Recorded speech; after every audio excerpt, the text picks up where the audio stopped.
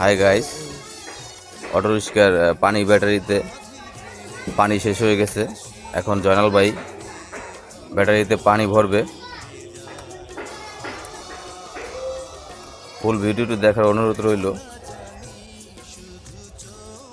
আগে মুখ্যগুলো খুলে নিবে।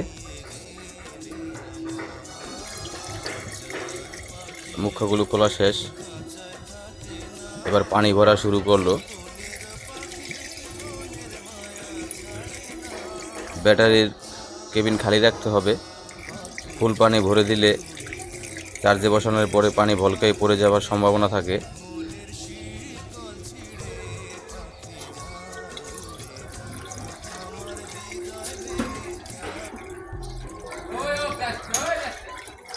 একটু খালি রাখতে হবে।